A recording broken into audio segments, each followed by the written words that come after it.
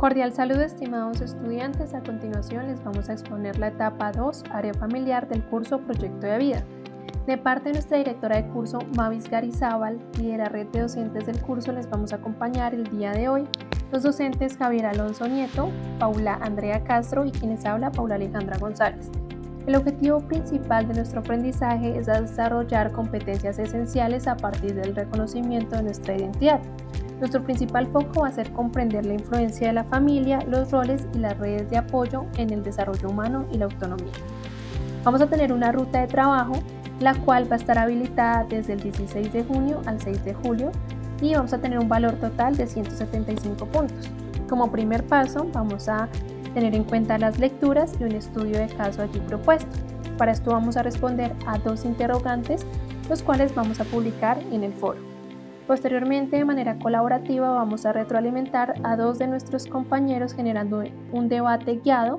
Vamos también a realizar una reflexión y un análisis crítico frente a esa retroalimentación que les vamos a brindar a esos 2 compañeros.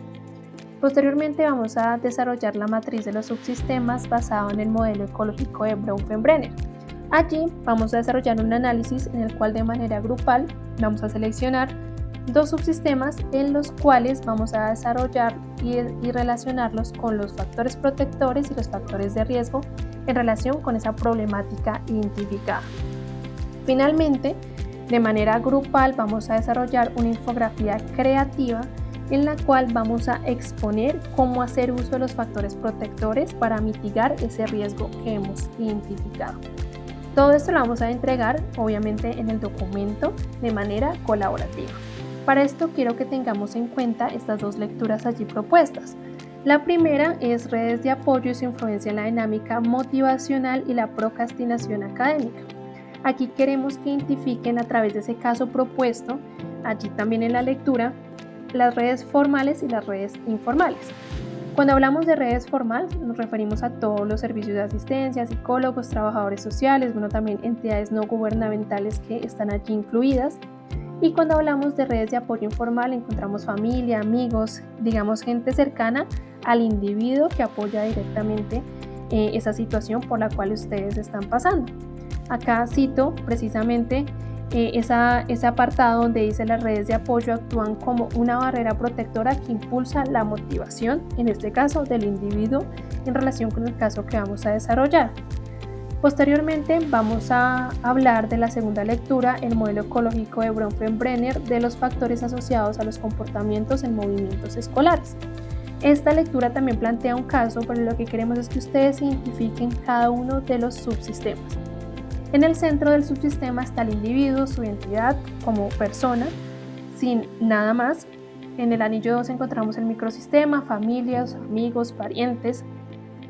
En el anillo 2 encontramos el mesosistema, interacciones con el microsistema, en este caso la relación familiar, la relación con la escuela, todo lo que ya empieza a estar un poquito más cercano al individuo.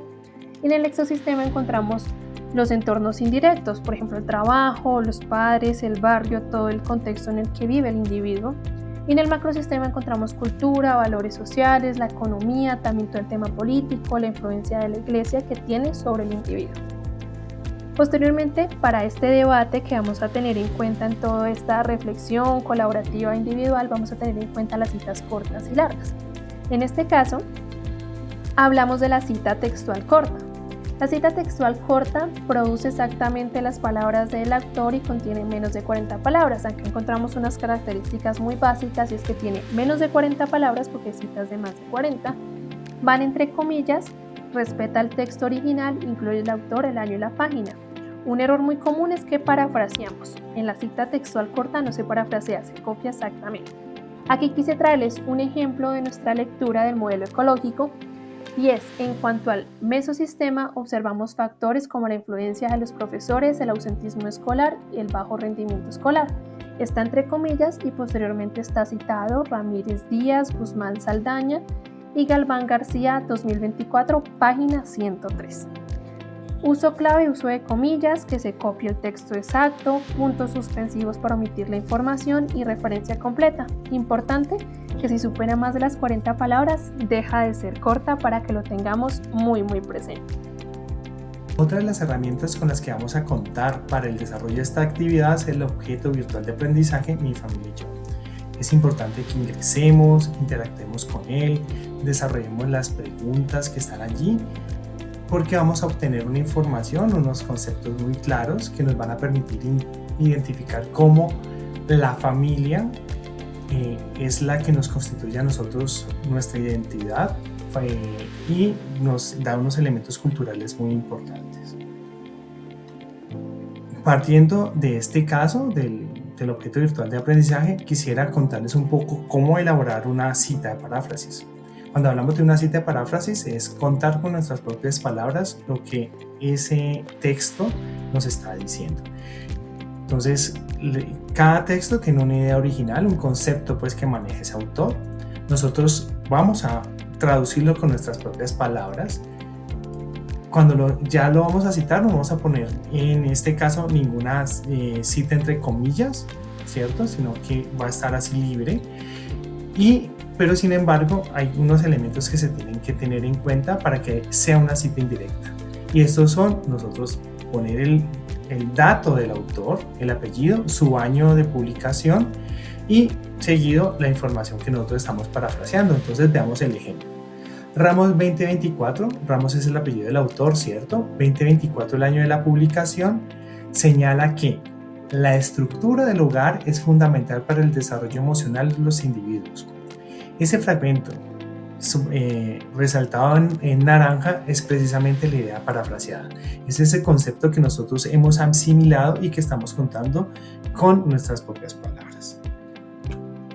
Otro de los elementos que vamos a tener en cuenta y que es clave para el desarrollo de esta actividad es el estudio del caso. Este caso es de una familia de Claudia y Juan Camilo.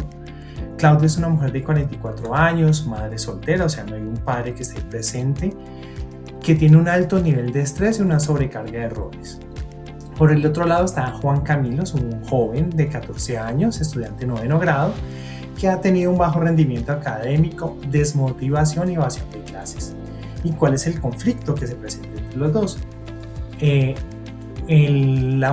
Doña Claudia tiene 0 redes de apoyo, ¿cierto? No hay familiares, sociales o económicos que le estén apoyando y hay un debilitamiento de la autoridad frente al joven. Por parte de Camilo hay unas conductas que son disruptivas, una manipulación, hay hurto para compra de videojuegos y hay una falta de límites. Entonces, esos elementos son claves que los tengamos muy presentes porque a partir de los conceptos que hemos visto y esos elementos del caso vamos a continuar con las preguntas, con las actividades que vamos a desarrollar. El primer paso pues que tenemos que compartir en el foro es el análisis individual. ¿Qué es lo que es importante? Que leamos críticamente los textos que se les han propuesto, revisemos el OVA y analicemos con mucho detenimiento el caso que se nos presenta. Y vamos a publicar en el foro lo siguiente: ¿cómo influye la configuración familiar y la ausencia paterna en el comportamiento de Juan Camilo? Y también vamos a responder a la siguiente pregunta: ¿de qué manera la falta de redes de apoyo afecta la carga emocional de Claudia y las actitudes del adolescente? Cada respuesta va a tener un mínimo de 200 palabras. Y ojo, cada respuesta va a incluir al menos una cita bajo norma ZAPA 7ª edición. Esto es un trabajo individual, recuerden.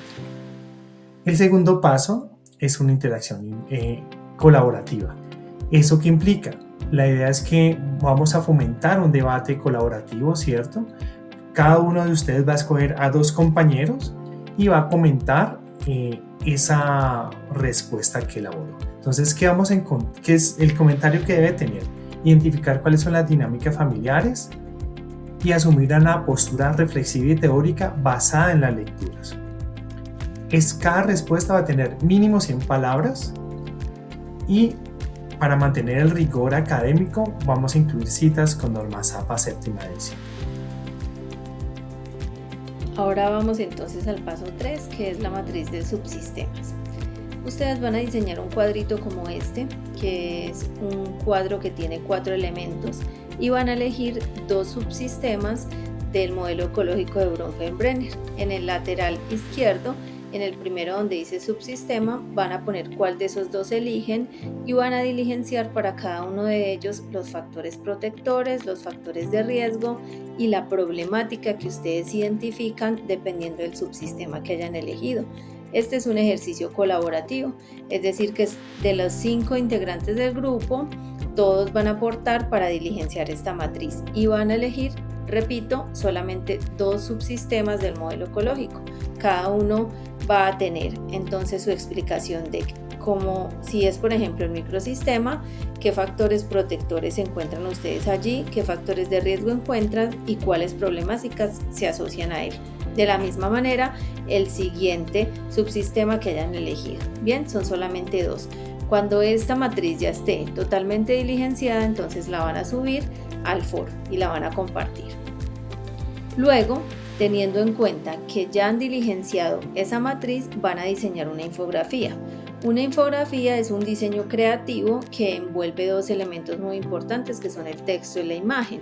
Y lo que queremos con esa infografía es que ustedes a partir de ella resuelvan esa situación que ustedes han presentado dentro de la matriz como esas 2 problemáticas. Entonces, en esa infografía se van a mostrar de qué manera ustedes, los integrantes del grupo, solucionan esas problemáticas haciendo que esos factores de riesgo se conviertan en factores protectores, es decir, que esas cosas negativas que ustedes encontraron en esos 2 subsistemas se estén convirtiendo hoy en una respuesta positiva.